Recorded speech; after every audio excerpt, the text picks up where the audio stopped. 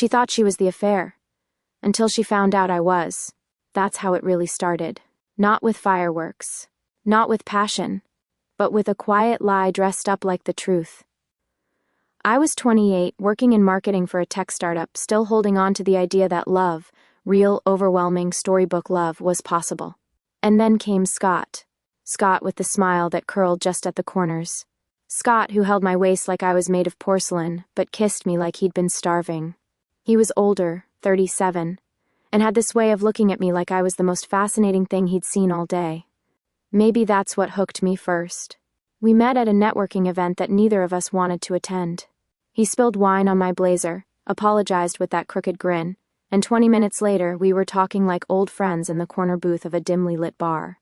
"I'm in the process of getting divorced," he said that night, swirling the last of his drink. "It's complicated?" I remember the way his voice dropped on the word complicated, like he wanted me to hear the weight of it. I did. I nodded, even smiled. I wasn't looking for drama. I just didn't want to feel so lonely anymore. He told me about his 2 kids, both under 10, and how he and his wife had grown apart. "We haven't shared a bed in years," he added quickly, almost too quickly. "We just didn't pull the trigger, you know?" At the time, I believed him. I needed to believe him. Scott started staying over at my place maybe 2-3 times a week. By month 3, it was closer to 4. His toothbrush appeared in my bathroom, then a razor, a drawer. One Sunday morning, he made me pancakes while wearing nothing but my pink robe, humming to himself like he'd lived there all along.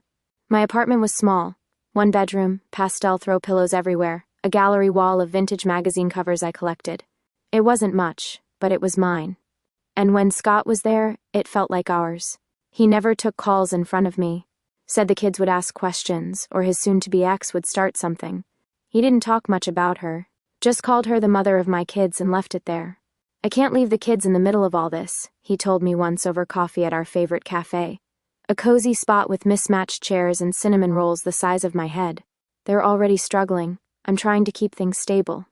But with her, it's over, I swear." I nodded. Again, always nodding. He'd reach for my hand across the table, squeeze it like we were in this together, like I was his partner. And most days I let myself believe that I was. But the guilt was real. It sat in the pit of my stomach like a heavy stone. Every time I saw a couple walking with kids in the park, I thought of his. Every time his phone buzzed and he turned it over without looking, I felt that sinking pull of shame. And still, love was louder. He made me feel seen, wanted, chosen. He'd brush my hair behind my ear and whisper, "You're the best thing that's ever happened to me, Mia." He called me brilliant, funny, beautiful, in that order. He said he loved how I saw the world. He once told me he dreamed about us buying a place in the countryside, just the 2 of us and a dog. I didn't even like dogs, but I smiled and nodded, like I always did. I knew deep down that he was still married, that somewhere in a house not too far away, his wife was probably making dinner, folding his socks, wondering why her husband kept coming home late or disappearing for the weekend. But Scott made it sound like that life was already behind him. Like I was the new chapter. "I promise you," he said once, holding my face in both hands. You are my future." I wasn't stupid. I was just hopeful. And that's worse in a way, because I saw the signs. I felt the red flags like little paper cuts. I didn't run. I pressed my palms over them until they stopped bleeding. I remember the night I let myself fully fall. He was lying on my couch, legs tangled in a throw blanket, watching some old black and white movie he couldn't remember the name of. His chest rose and fell softly. I sat beside him, watched the flicker of the TV play across his face, and whispered, "Soon everything will really be ours." He didn't stir, just smiled a little in his sleep, like he heard me, and I believed that smile more than anything in the world. The coffee shop smelled like vanilla and cinnamon, with soft indie music playing under the hum of conversation. I sat at our usual table near the window, nervously stirring my cappuccino. The foam had already melted into the espresso. Scott was late.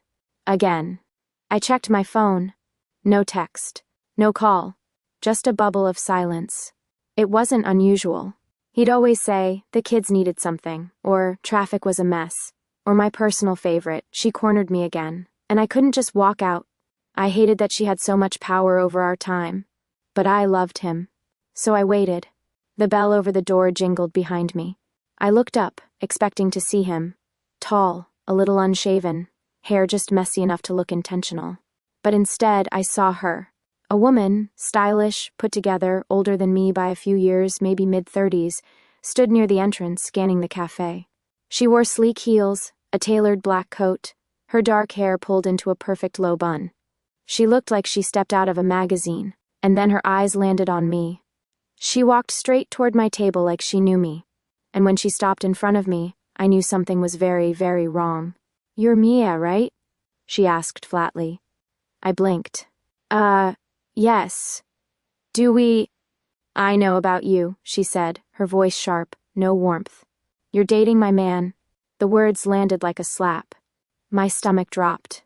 My first thought was, oh my God, she's his wife. I started, my voice small. "I didn't know, I thought—" "Oh, don't even," she cut in, eyes flashing. "Don't play dumb. He told me about you. Eventually." I stared at her, my heart hammering so hard I thought it would crack my ribs. "I'm sorry. I thought he was getting divorced." She actually laughed, but it wasn't amused. It was bitter. "You think you're the mistress?" she said, tilting her head. "That's cute. Congratulations. So am I." My mouth dropped open. "Wait, what?" "I'm not his wife," she said with a bitter smile. "Never have been, but I've been with him for almost a year, long enough to know his little tricks, long enough to hear all his promises." I felt like the ground under the table was starting to tilt. "But he told me he was with his wife for the kids, that it was over." She waved a hand. "Let me guess. It's complicated. We haven't been intimate in years. She's just the mother of my children." My lips parted, but no sound came out. She leaned in slightly, her voice colder now. "Did he also tell you that he sleeps on the couch? That he's looking for apartments? That you're the only thing keeping him sane?" My fingers tightened around my coffee cup. "Yes, to every single one." She watched my face like she was reading a book. "You didn't know. Wow, I almost feel bad." I tried to breathe, but it felt like there was a weight on my chest. "So, he told you the same things?" Her eyes softened for a second. "Just a flicker. Exactly the same," she said. "He told me he loved my mind, that he'd never met anyone like me, that he wanted to get a little cabin by the lake someday, just us, that he couldn't leave his kids, not yet, but soon." I swallowed. "Cabin by the lake?" "Yeah," she said. "Funny, right?" It wasn't funny. It was horrifying. I felt nauseous. The cafe around us kept buzzing, cups clinking, the barista calling out drinks. But it was like the whole world had gone silent except for her voice. "I thought I was the one," she said, more quietly now. "I knew about the wife. I thought I was the affair. And now I meet you. I thought I was the affair," I whispered. We just stared at each other then. The stylish stranger and me, two women with the same man's voice echoing in our heads. Same words. Same lies. Same dreams spoon-fed to us like dessert. For a long moment neither of us spoke. Finally, I broke the silence. My voice came out in a dry whisper. "Wait. He said that to you too?" We moved to the corner booth, away from the hum of the espresso machine and curious glances. The light outside had dimmed, the city was slipping into evening, headlights gliding past the rain-speckled windows. We each had another cup of coffee, not because we wanted it, but because we didn't know what else to do. Her name was Amelia. She worked in PR, and she carried herself like someone who never let her guard down. Until today. "I can't believe I'm sitting here doing this," she muttered, unlocking her phone. "But let's go. Let's compare notes." I hesitated, then nodded. My hand trembled slightly as I opened my messages with Scott. It felt like opening a wound. Amelia scrolled, paused, then held up her screen. January 13th. He said he couldn't come over because his son had a fever. I blinked. Wait, January 13th? I pulled up the same day. There it was. "Scott, sorry babe, I can't stay tonight. My little guy's got a temp and his mom's freaking out. I'll make it up to you, promise." I showed her. She held hers out. "Scott, won't make it tonight. The kid's sick and the ex is making it worse than it is. You get it, right? We stared. That's word for word, I said. She gave a humorless laugh. He recycled excuses. Another one. February 4th, I said. He said his ex threatened to call CPS if he didn't come home. Amelia's lips curled. Same night he canceled our weekend in the Catskills. Claimed she slashed his tires. We scrolled. More repeats. The "my ex is crazy" speech. The "it's all for the kids" explanation. The way he always promised soon. Always soon. Even the affectionate messages matched. Scott, you're the only person who gets me. Scott, if my life were different, I'd have married you in a second. Scott, you make me feel like I can breathe again. Each time one of us read something out loud, the other would nod grimly. Amelia leaned back, arms crossed. He has a script. I believed it, I said quietly. Every word. Me too, she said. Then added, almost amused. And I usually have a pretty good bullshit detector. We fell into silence again, each lost in our phones, our thoughts. I thought you were the wife, she said suddenly, her tone lighter. When I walked in and saw you, you've got that wife look.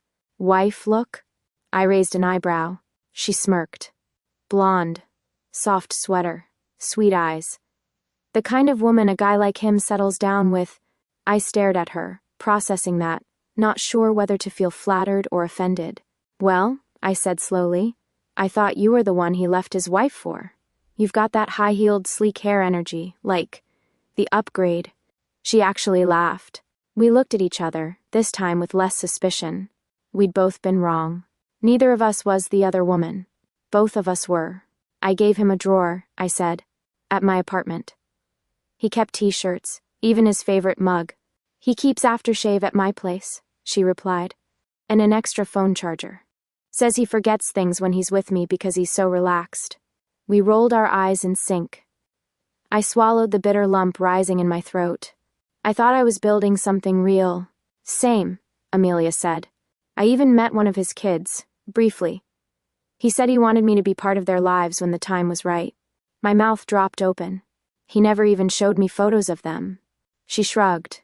I'm older. Maybe he thought I'd make a more convincing stepmom. There was a flicker of pain in her voice. She masked it quickly with sarcasm. What kind of sociopath does this? I asked. A good-looking, emotionally unavailable one with just enough charm to pull it off, she said. We both sat back in our seats. Quiet now. The coffee had gone cold. Outside, the sky was nearly black. Then Amelia said, Okay, so let's assume we're both the side pieces. I nodded slowly. Then who, she asked. The hell is he actually married to? I didn't have an answer, but my stomach turned cold. Because that meant there could be a third, or a real wife, someone who had no idea about either of us. And maybe he wasn't divorcing anyone. We sat at my kitchen island, the glow of my laptop casting soft shadows across the countertops.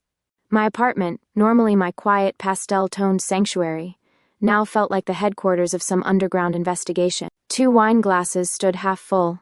Amelia had kicked off her heels. I was in sweats. It was the most relaxed I'd ever been with a woman I'd met hours ago, right after she told me we were dating the same man. Somehow, the shared betrayal had dissolved any awkwardness between us. We were no longer rivals. We were allies. Teammates in the most unexpected sense. Amelia leaned over the keyboard, typing with laser focus. Let's start with Facebook. He's not that smart. He probably hasn't locked everything down. I chuckled bitterly. He still uses a Facebook cover photo with a quote about loving fiercely. That man is a walking dad meme. She smirked. Bet. We pulled up his profile. Public posts. Minimal. But there was a tagged photo from 2 months ago. A blurry group shot at a beach resort. He'd told me he was away for a guy's weekend. He'd told her he was at a client conference. The caption read, Family trip before school starts. #blessed. Posted by someone named Laura Carter. Who the hell is Laura Carter? I asked. Amelia clicked the name.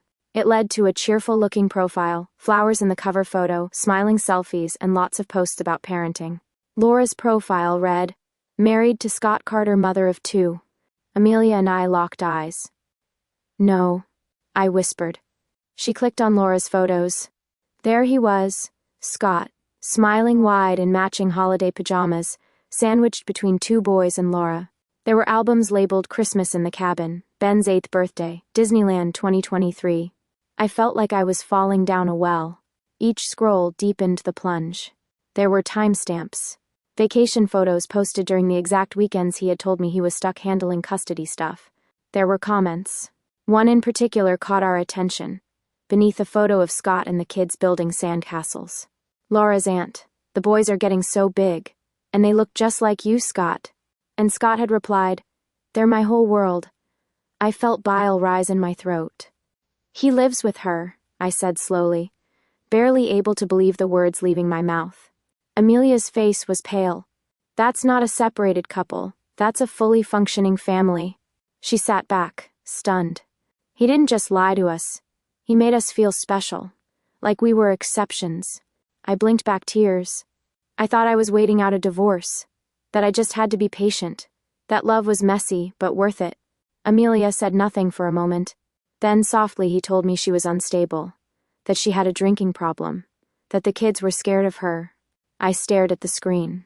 Laura was hugging one of the boys, laughing, in a birthday video.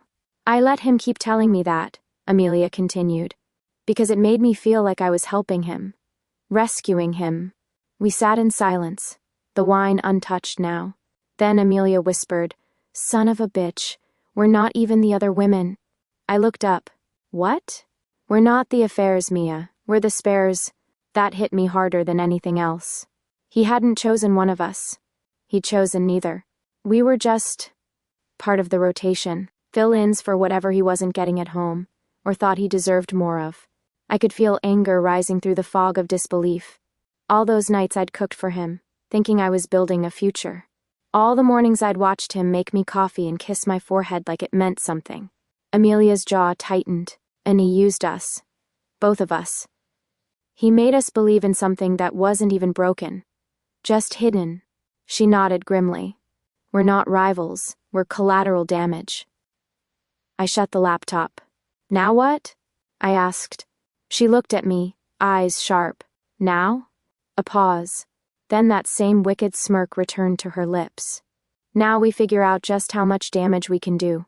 The message I sent Laura was short. Hi, Laura. This might sound strange, but I think we should talk. It's about Scott. I'm not trying to start drama, just... I've learned some things.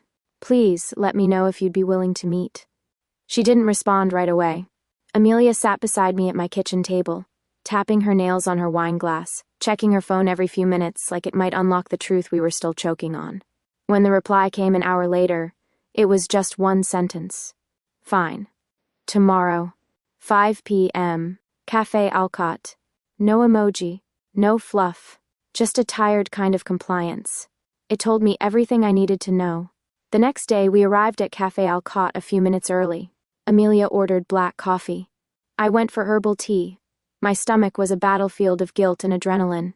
Laura walked in right on time. She wore navy scrubs, her hair pulled into a low bun. No makeup. Dark circles under her eyes. The look of someone who hadn't had a full night's sleep in weeks, maybe months. She spotted us instantly and approached with a careful expression, guarded but curious. You're Mia? She asked, voice low, flat. I nodded. And this is Amelia. Laura sat across from us, folding her arms. Okay, she said. Talk. I took a breath. We didn't know. Either of us. We thought he was... with us. Amelia leaned in, firm. We didn't come here to attack you. We're not here to humiliate you or cause drama. We found each other. And the truth... Laura raised an eyebrow, skeptical. Okay, she said. So what's your truth? We pulled out our phones. Screenshots. Messages. Photos. Call logs. Calendar screenshots. Amelia had even made a timeline in her notes app. Color-coded. At first, Laura looked confused. Then she started to frown. Then her whole face changed. Eyes narrowing, lips parting in silent disbelief.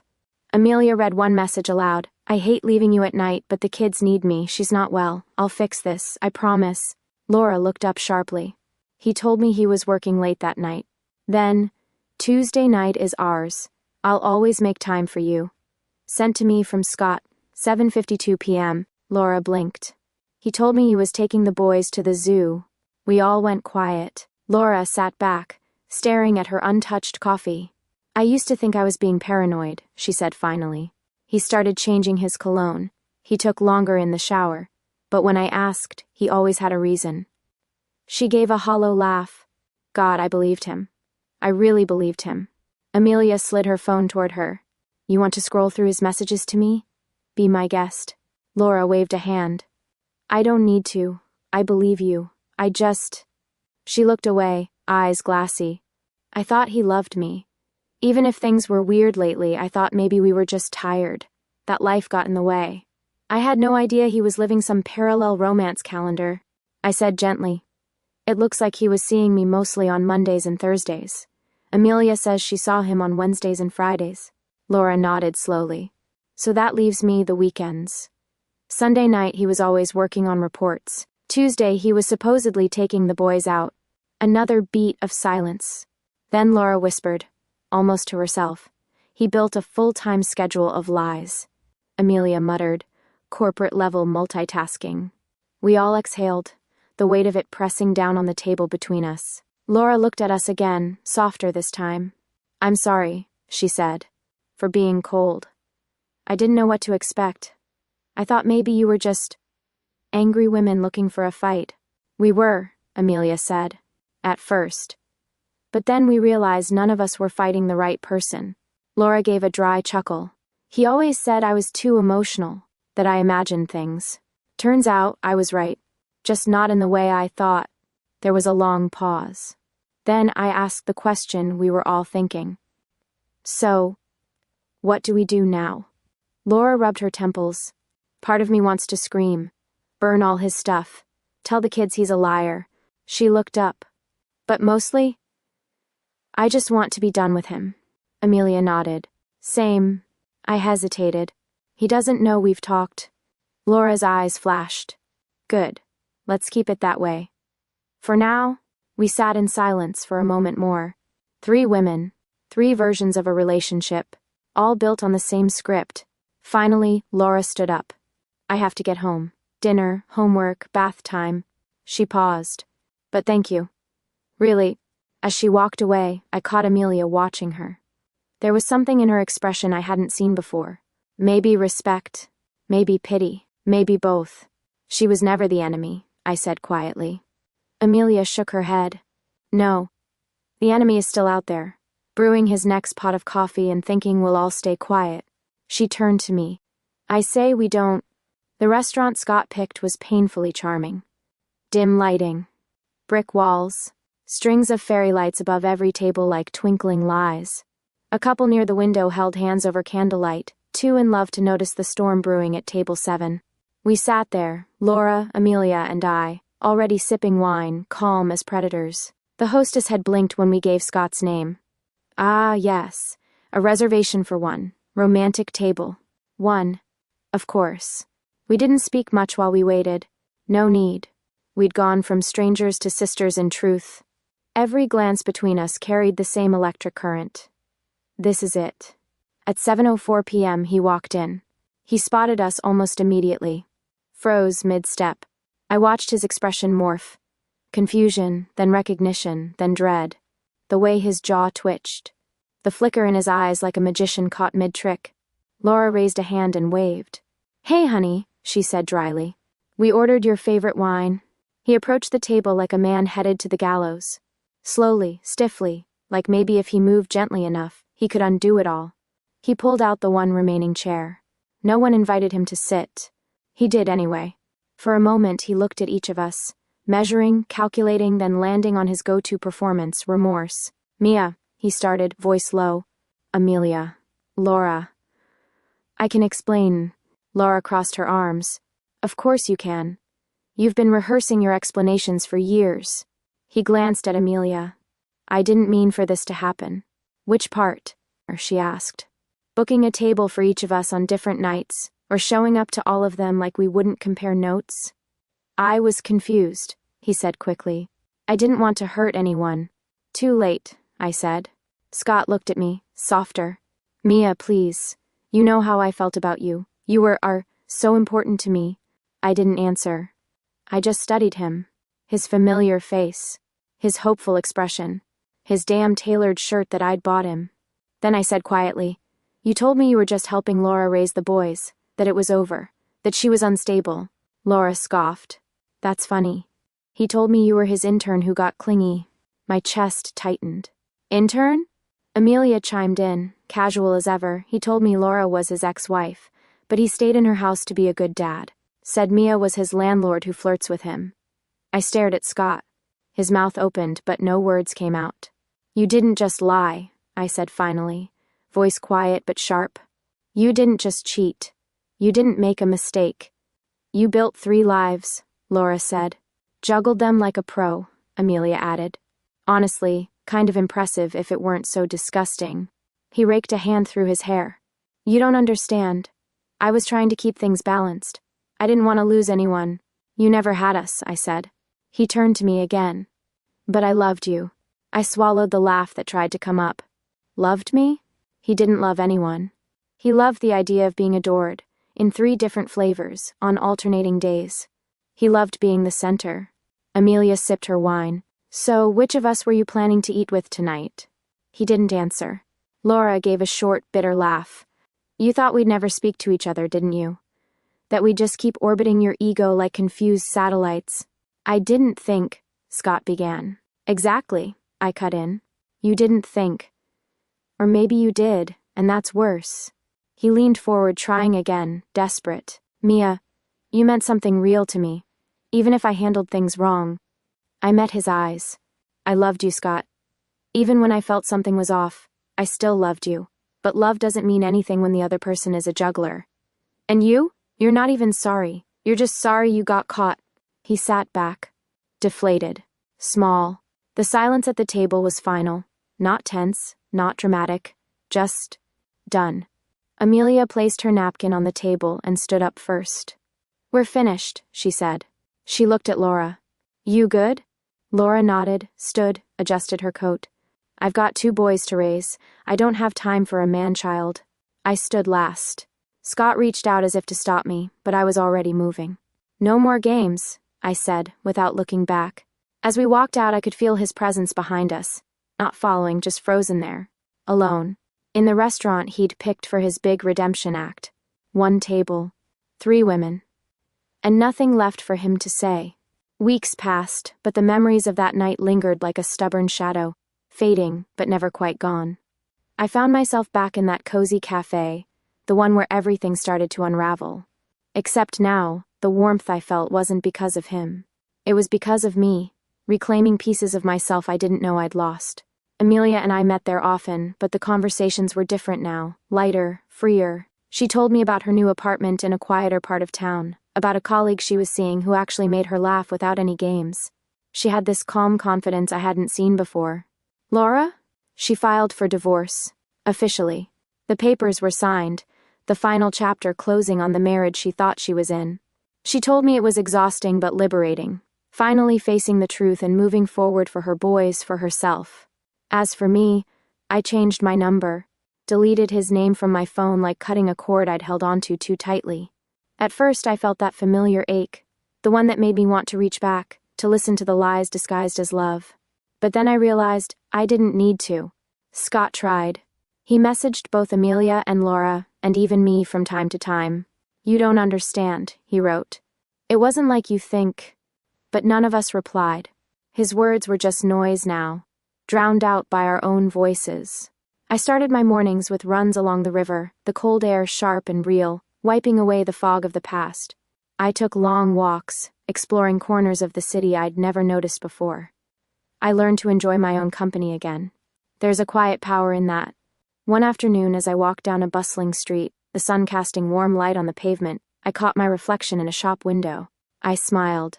Not the forced smile I'd worn when I was with him, but a genuine one.